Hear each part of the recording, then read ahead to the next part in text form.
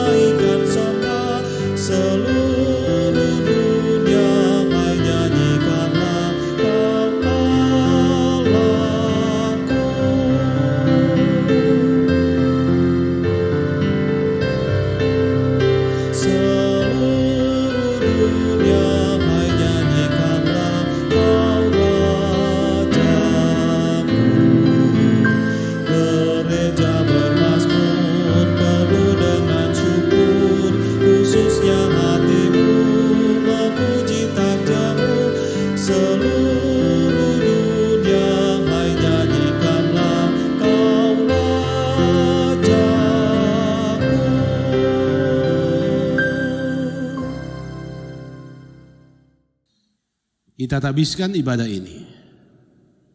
Pertolongan kita adalah dalam nama Tuhan Allah yang menjadikan langit dan bumi. Amin. Salam dalam kasih Tuhan bagi kamu sekalian.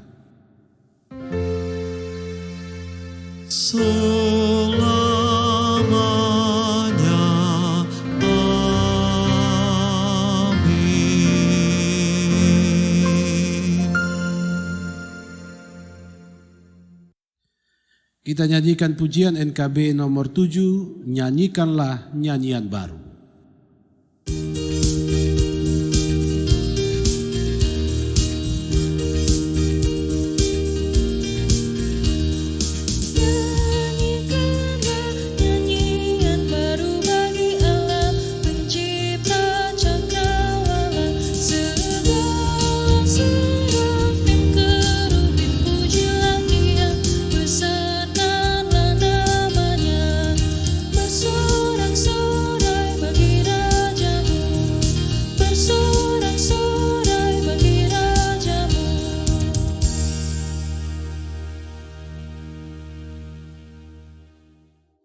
Jemaat Tuhan, disilakan kita duduk kembali. Mari dengarkanlah hukum Tuhan sebagaimana yang terdapat dalam Injil Matius pasal 22 ayat 37 sampai ayat 40. Jawab Yesus kepadanya, "Kasihilah Tuhan Allahmu dengan segenap hatimu dan dengan segenap jiwamu dan dengan segenap akal budimu. Itulah hukum yang utama dan yang pertama. Dan hukum kedua yang sama dengan itu ialah, kasihilah sesamamu manusia seperti dirimu sendiri. Pada kedua hukum inilah tergantung seluruh hukum Taurat dan kitab para nabi."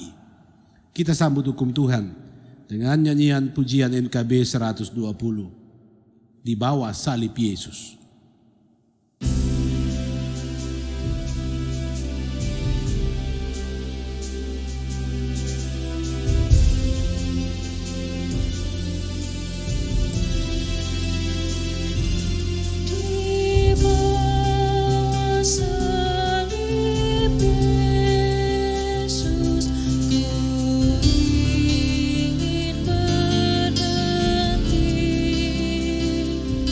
Yeah.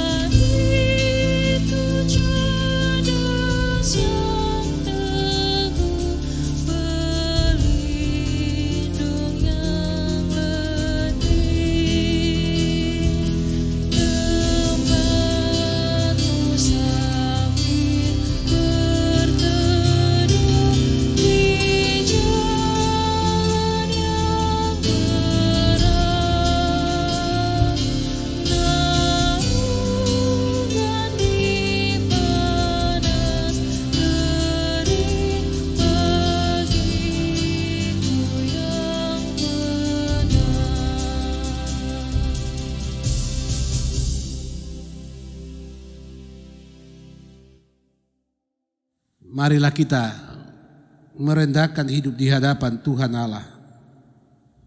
Kita mengakui dosa kita kepadanya dan memohon pengampunannya, sebab dialah Tuhan Allah yang maha pengasih dan penyayang. Mari kita masuk dalam saat teduh. Kita sampaikan doa pengakuan kita secara pribadi lepas pribadi. Kita berdoa.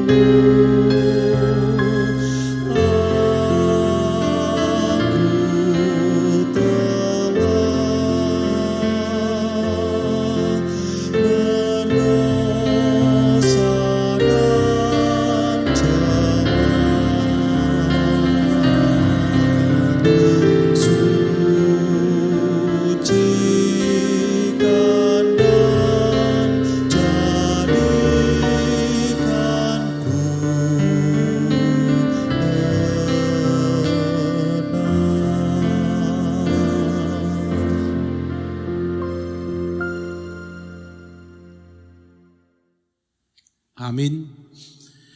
Saudara-saudaraku yang dikasihi Tuhan, diundang kita sekalian berdiri, kita menyambut anugerah Tuhan melalui berita anugerah saat ini. Sebagai pelayan Yesus Kristus, saya memberitakan kepada saudara-saudara sekalian bahwa pengampunan dosa telah berlaku bagi setiap orang yang dengan tulus ikhlas mengakui dosanya dan bertobat.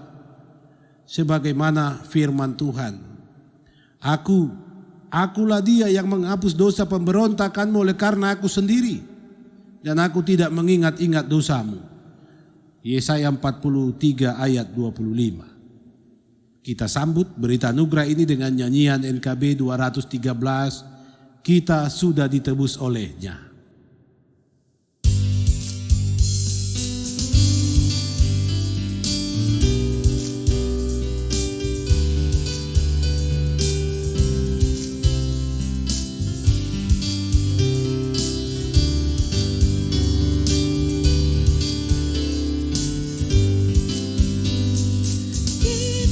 Sudah ditebus olehnya, inilah yang dilakukan.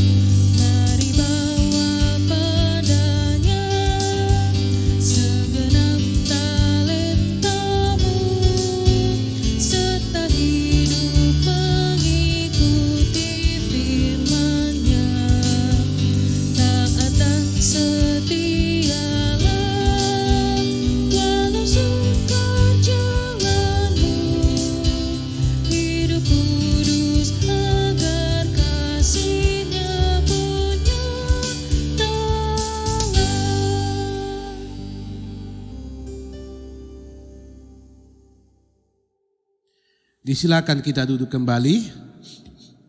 Ibu bapak, saudara-saudara yang terkasih, firman Tuhan akan menjadi bagian kita saat ini. Sebelum kita membaca, mendengar dan merenungkannya, marilah kita memohon pertolongannya, kita berdoa. Ya Allah Bapa, di dalam Yesus Kristus, Engkau yang telah menyinari langkah dan perjalanan hidup kami di tengah kami menjalani kehidupan di dunia ini. Kami boleh menerima anugerah Tuhan, menikmatinya dan kami bersyukur atasnya. Dan kami pun sungguh memuliakan Engkau karena kesetiaan-Mu. Saat ini firman-Mu akan kami baca, dengar dan renungkan. Firman-Mu lah Tuhan suluh dan terang bagi kaki dan langkah kami, yang Engkau telah nyatakan bagi kami. Karena itu kami mohon, karuniakan hikmat, Roh Kudus berkuasa atas kami sehingga kami mengerti, memahami firman-Mu dan kami disegarkan oleh firman-Mu. Di dalam Yesus Kristus berfirmanlah kepada kami. Amin. Markus pasal 10 ayat 17 sampai ayatnya yang ke-27 menjadi bacaan Alkitab bagi kita sekalian. Begini bunyinya. Pada waktu Yesus berangkat untuk meneruskan perjalanannya, datanglah seorang berlari-lari mendapatkan dia dan sambil bertelut di hadapannya ia bertanya, "Guru yang baik, apakah yang harus kuperbuat untuk memperoleh hidup yang kekal?" Jawab Yesus, "Mengapa kau katakan aku baik? Tak seorang pun yang baik selain daripada Allah saja. Engkau tentu mengetahui segala perintah Allah. Jangan membunuh, jangan berzina, jangan mencuri, jangan mengucapkan saksi dusta, jangan mengurangi hak orang, hormatilah ayahmu dan ibumu." Lalu kata orang itu kepadanya, "Guru, semuanya itu telah kuturuti sejak masa mudaku." Tapi Yesus memandang dia dan menaruh kasih kepadanya lalu berkata kepadanya, "Hanya satu lagi kekuranganmu. Pergilah, juallah apa yang kau miliki dan berikanlah itu kepada orang-orang miskin, maka engkau akan beroleh harta di sorga. Kemudian datanglah kemari dan ikutlah aku." Mendengar perkataan itu ia menjadi kecewa, lalu pergi dengan sedih sebab banyak hartanya.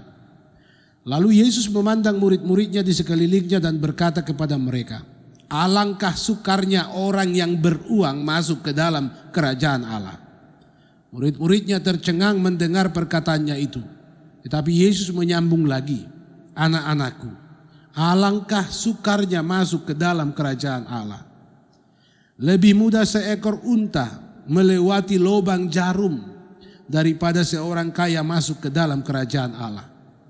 Mereka makin gempar dan berkata seorang kepada yang lain, "Jika demikian, siapakah yang dapat diselamatkan?" Yesus memandang mereka dan berkata, "Bagi manusia hal itu tidak mungkin, tetapi bukan demikian bagi Allah, sebab segala sesuatu adalah mungkin bagi Allah." Demikian firman Tuhan.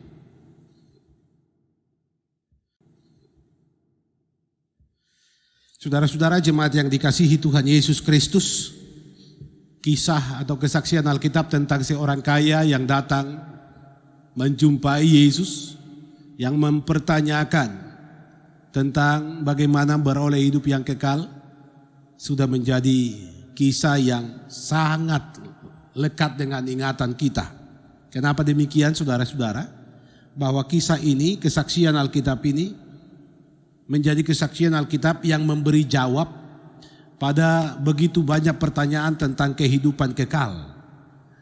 Memberi jawab, mengarahkan kehidupan orang percaya bagaimana menjalani kehidupan di tengah dunia ini dalam rangka menjalani kehidupan menuju kehidupan yang kekal yang disediakan oleh Allah di dalam Yesus Kristus.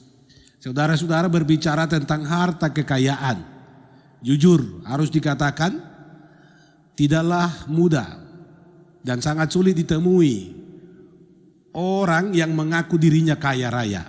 Itu sulit. Atau dengan kata lain, jarang kita temukan orang yang mengakui kekayaannya kemudian dia katakan saya orang kaya. Julukan kepada kelompok orang-orang kaya ini malah diberikan oleh orang lain atas penilaian orang lain, pandangan orang lain. Tapi walaupun demikian, banyak pula orang yang berlagak kaya di kehidupan ini. Itu fakta dan realitas kehidupan yang dapat kita jumpai.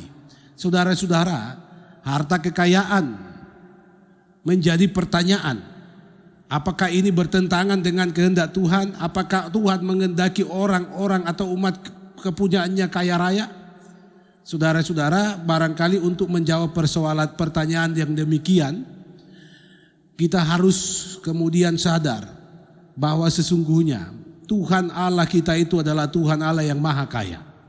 Persoalannya yang menjadi pergumulan di dalam ajaran iman dan praktek iman adalah banyak kemudian orang yang jatuh, bahkan lupa diri seakan-akan dia lebih kaya daripada Allahnya. Saudara-saudara, seorang kaya mendengar Yesus datang. Ada yang menarik berdasarkan kisah Alkitab. Catatan yang pertama dikatakan bahwa orang ini datang berlari-lari mendapatkan Yesus. Berlari-lari mendapatkan Yesus, kemudian sambil bertelut di hadapan Yesus. Tindakan ini mau menunjukkan bahwa ada gairah atau semangat yang tinggi dari seorang kaya ini untuk menjumpai Yesus. Tetapi kemudian yang menjadi persoalan adalah motivasinya untuk mendapatkan Yesus menjadi tanda tanya dan bahan perenungan kita. Orang ini ternyata adalah orang yang hidup saleh menurut ajaran agama, mentaati hukum-hukum agama dengan sungguh amat baik. Dia lolos. Itulah sebabnya dia menganggap kekayaan yang dimilikinya merupakan buah dari ketaatannya, sehingga dia merasa itu akan menghantar dia untuk beroleh hidup kekal. Tetapi dia ingin mendapat jawaban dari Yesus yang di matanya adalah seorang sosok guru kehidupan, hanya untuk mendapatkan petuah kebijaksanaan dari sang guru itu. Saudara-saudara, itulah sebabnya ketika orang kaya yang penuh semangat ini berlari-lari mau menjumpai Yesus, bertelut mencoba mempraktekkan kesalehan di hadapan Yesus dan bertanya kepada Yesus dengan menyebut Yesus guru yang baik. Guru yang baik, apa yang harus ku perbuat untuk beroleh hidup yang kekal? Saudara-saudara, Yesus tidak langsung menjawab inti pertanyaan ini. Yesus malah mempertanyakan, kenapa engkau katakan aku baik?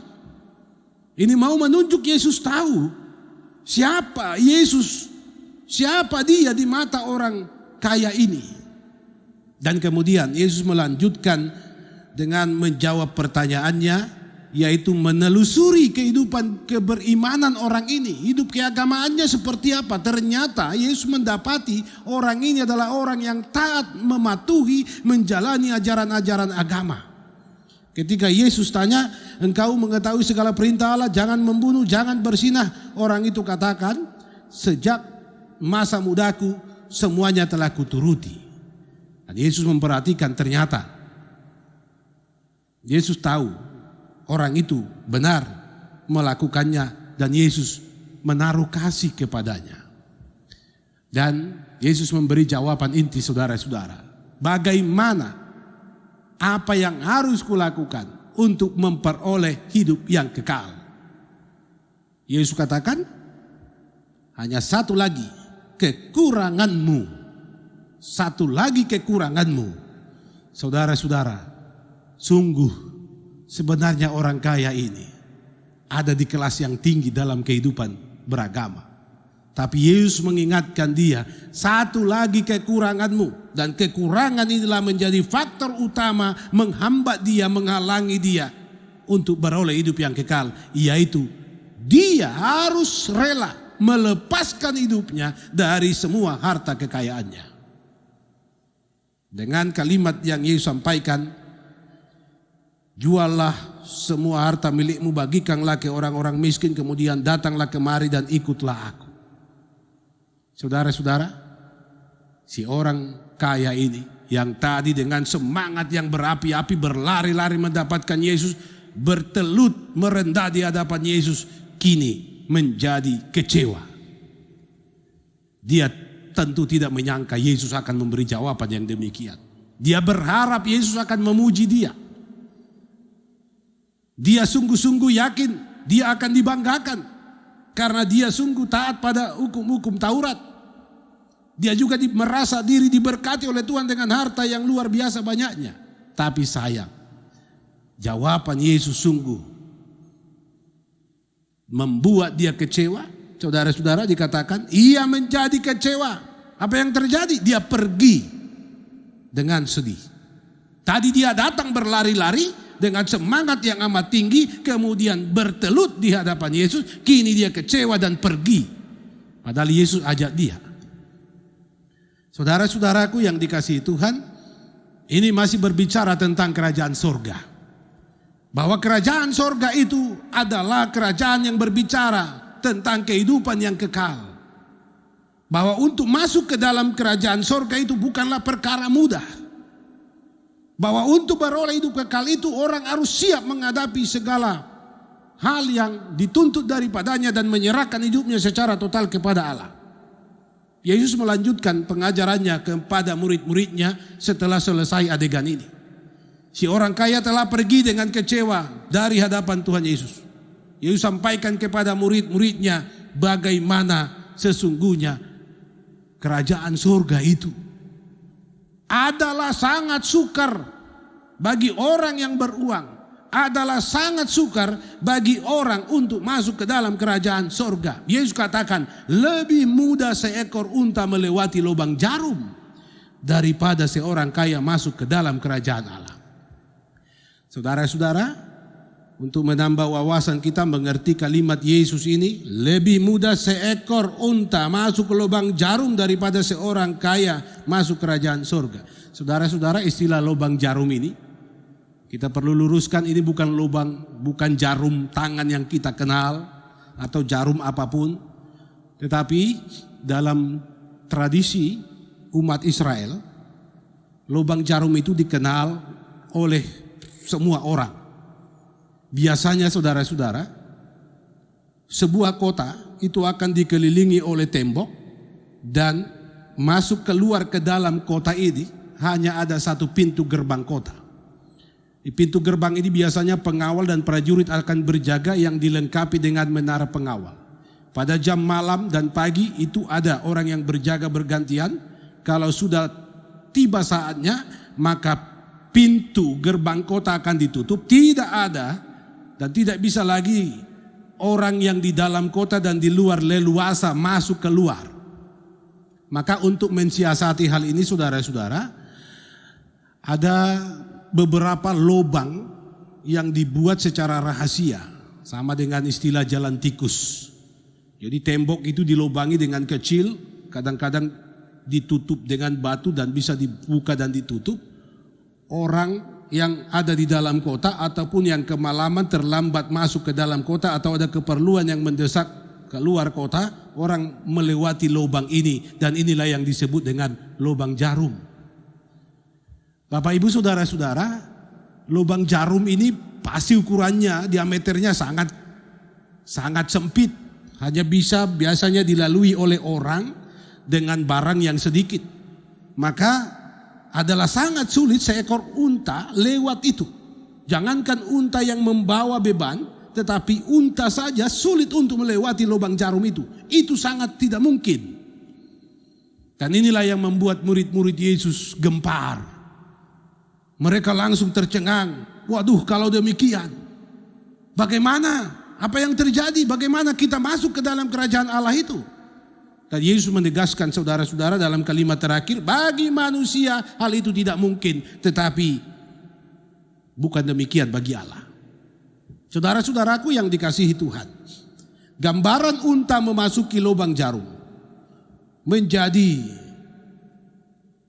Sebuah analogi yang disampaikan Yesus kepada murid-murid menggambarkan bagaimana seseorang itu masuk ke dalam kerajaan sorga.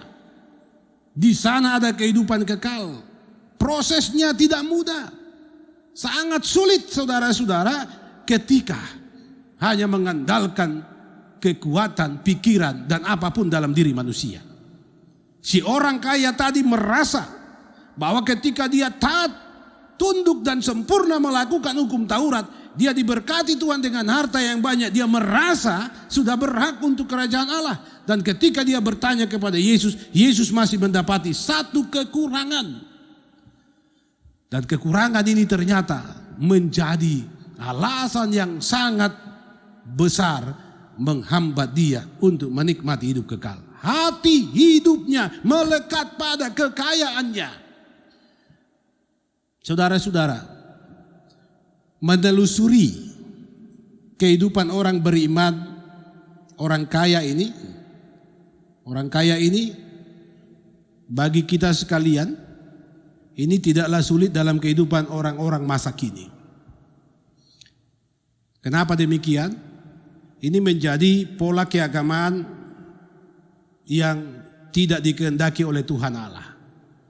Seharusnya harta dan kekayaan yang ada pada setiap orang tidak akan menjadi sebuah bencana, tidak menjadi halangan untuk seseorang itu masuk dan menikmati kehidupan kekal. Tetapi apa yang terjadi? Kelihatan orang ini. Ketika Yesus katakan juallah segala milikmu bagikanlah ke orang miskin. Orang ini kaya dengan dirinya sendiri. Orang ini menaati hukum Taurat, melaksanakan keagamaannya dengan sungguh-sungguh baik, tetapi untuk dirinya sendiri.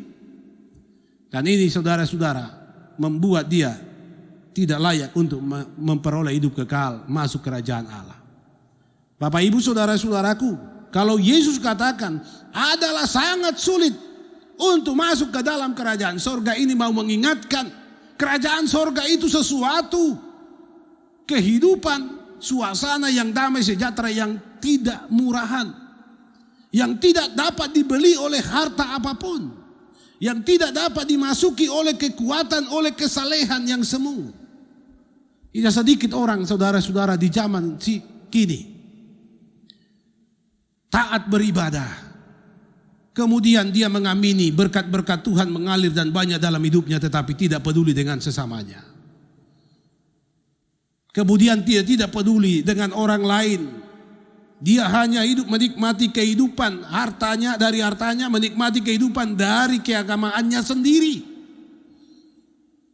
Itulah sebabnya Yesus tahu kekurangan orang ini.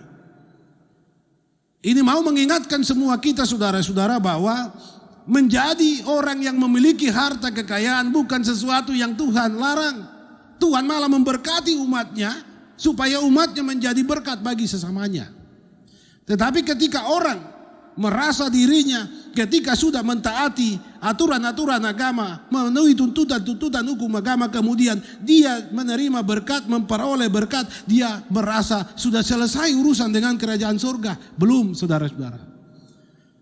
Orang yang seperti ini disadarkan oleh Tuhan Yesus bahwa meletakkan totalitas hidup kepada Yesus menjadi kata kunci untuk beroleh hidup kekal.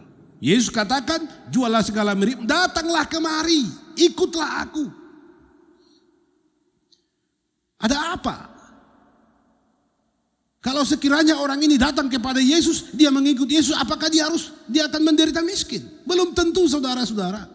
Yesus tidak beritahukan, kalau mengikut saya kau pasti miskin, engkau pasti menderita. Tidak. Datanglah kemari, ikutlah aku. Itu mau menunjukkan bahwa orang ini sesungguhnya dari pertama sudah salah memandang siapa Yesus. Bapak ibu saudara-saudaraku yang dikasihi Tuhan Yesus Kristus. Kerajaan surga adalah suasana kehidupan yang penuh damai sejahtera, di mana hanya kehendak Allah yang terjadi, di mana kehidupan kekal itu berlaku. Kita disediakan tempat di sana. Dan kita adalah warga kerajaan itu. Pertanyaan bagi kita melalui firman Tuhan saat ini adalah, masihkah hidup kita melekat pada sesuatu hal atau banyak hal di kehidupan ini? Ataukah sudah dengan total kita serahkan kepada Yesus? Jangan kita beragama dengan semangat, menunjukkan kesalehan semu dengan merendah, tetapi kita tidak sadar bahwa kita diberkati Tuhan untuk menjadi berkat. Mari saudara-saudara, ingatlah firman Tuhan ini. Tidak ada yang tidak mungkin bagi Tuhan. Kita mungkin masuk kerajaannya ketika kita mau datang kepadanya dan mengikut Dia. Tuhan memberkati.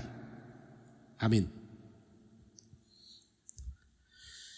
Kita nyanyikan firman Tuhan NKB 183, Dulu Ku Mencari.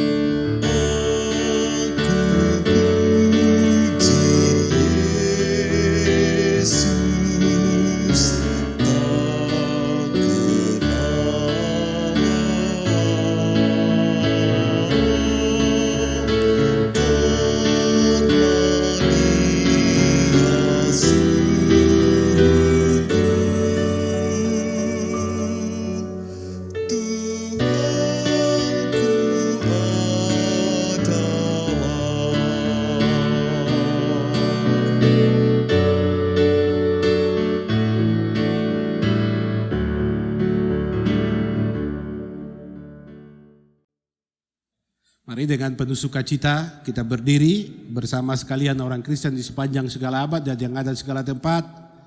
Kita ikrarkan pengakuan iman Kristen yang suci menurut pengakuan iman rasuli kita ucapkan bersama.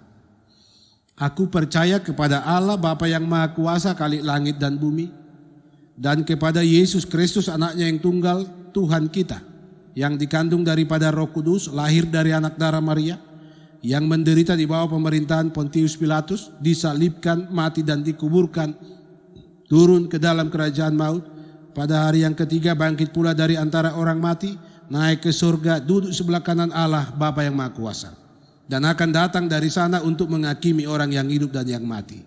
Aku percaya kepada Roh Kudus, gereja yang kudus dan am, persekutuan orang kudus, pengampunan dosa, kebangkitan daging, dan hidup yang kekal.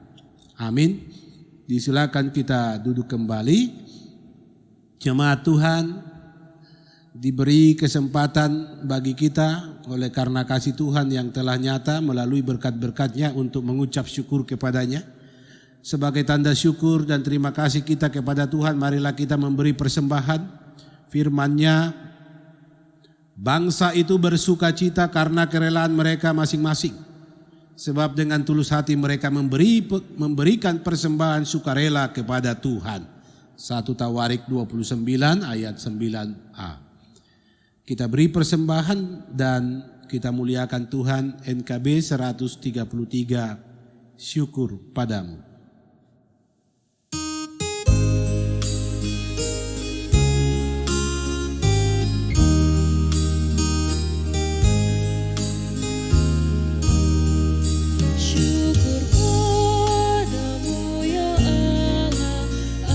Segala rahmat-Mu, syukur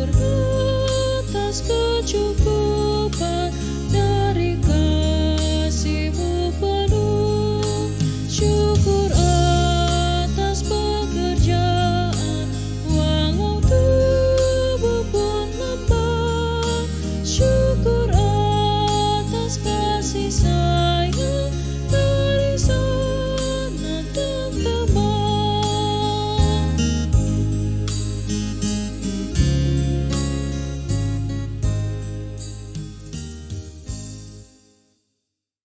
Jemaat Tuhan, marilah kita serahkan persembahan kita kepada Tuhan Allah dalam doa. Kita berdiri, kita satu di dalam doa. Bapa kami yang di sorga, kami bersyukur kepadamu karena Engkau telah melibatkan kami dalam pekerjaan-Mu melalui persembahan kami ini, yang sesungguhnya kami ambil dari berkat-berkat-Mu juga. Ajarlah kami untuk menggunakan dengan baik segala berkat-Mu yang masih ada pada kami. Kiranya semua itu membawa hormat dan kemuliaan bagi nama-Mu di dalam Yesus Kristus. Amin. Kita nyanyikan NKB 208, Tabur Waktu Pagi.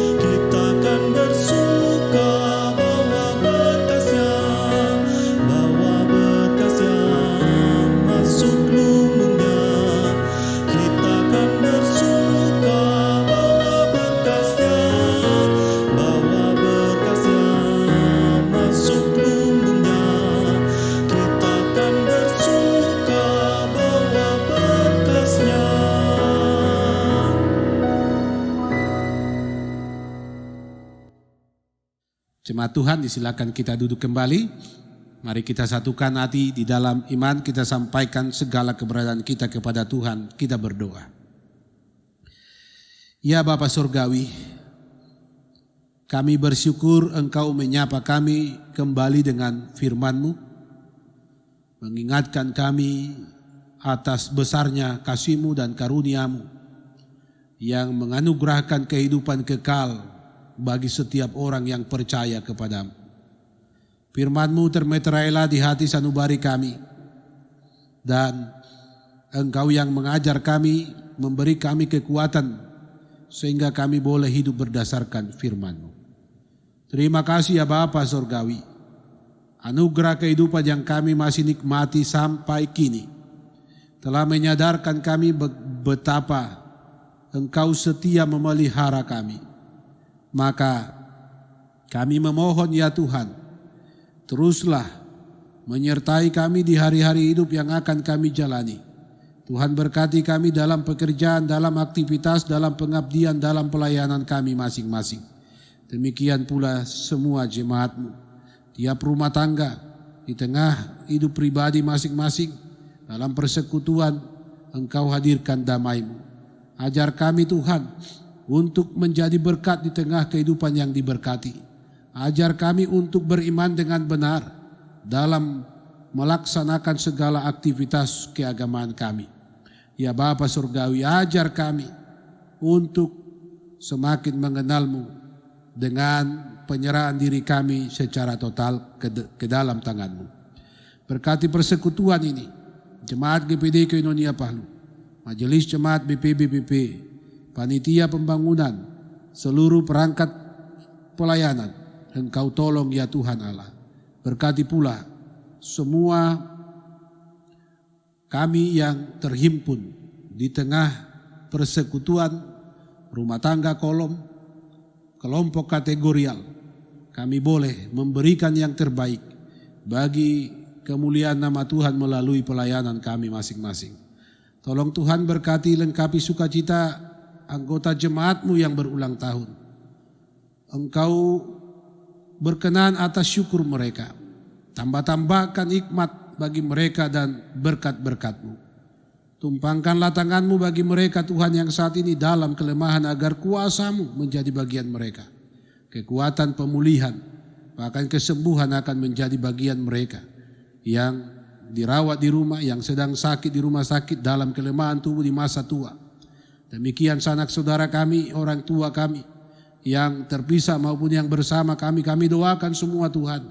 Anak-anak kami dalam pendidikan, meraih masa depan, Tuhan sertai. Berkati bangsa dan negara kami, pemerintah kami, ya Bapa Surgawi. Hari-hari yang kami jalani ini menjadi hari-hari yang penuh misteri bagi kami. Ajar kami Tuhan, untuk mengerti kehendak-Mu di tengah kami menjalani hidup ini. Sebab dengan demikian, kami niscaya akan menemukan berkat-berkat-Mu yang akan mengantar kami bersyukur dan memuliakan nama-Mu. Jadilah Tuhan kehendak-Mu atas kami di dalam Yesus Kristus Tuhan kami. Amin. Saudara-saudara yang dikasihi Tuhan, diundang kita sekalian berdiri, kita nyanyikan pujian NKB 206, Mercusuar Kasih Bapa.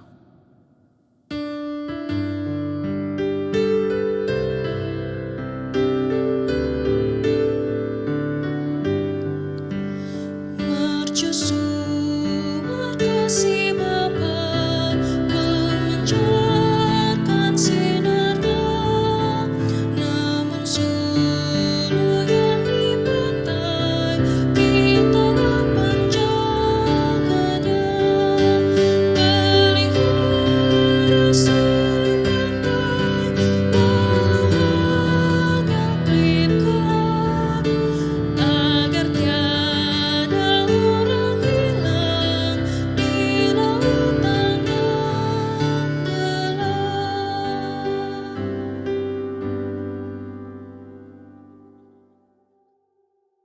Arahkanlah hidupmu kepada Tuhan, terimalah berkat-Nya. Diberkatilah dan dilindungilah kamu oleh Allah yang Maha Kuasa, Bapa, Anak, dan Roh Kudus. Amin.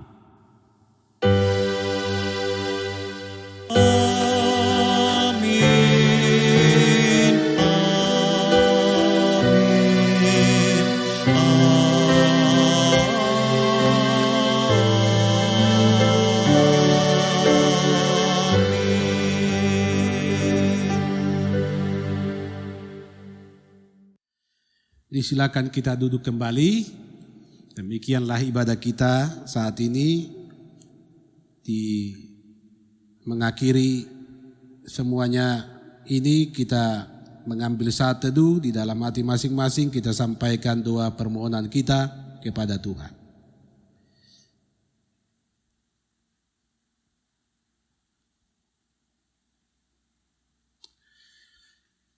Saudara-saudara jemaat Tuhan, atas nama Majelis Jemaat GPD Koinonia Palu, kami yang menyediakan liturgi virtual ini mengucapkan selamat hari Minggu. Ingatlah saudara-saudara, tidak ada yang tidak mungkin bagi Allah, maka datanglah kepadanya dan ikutlah Dia. Shalom.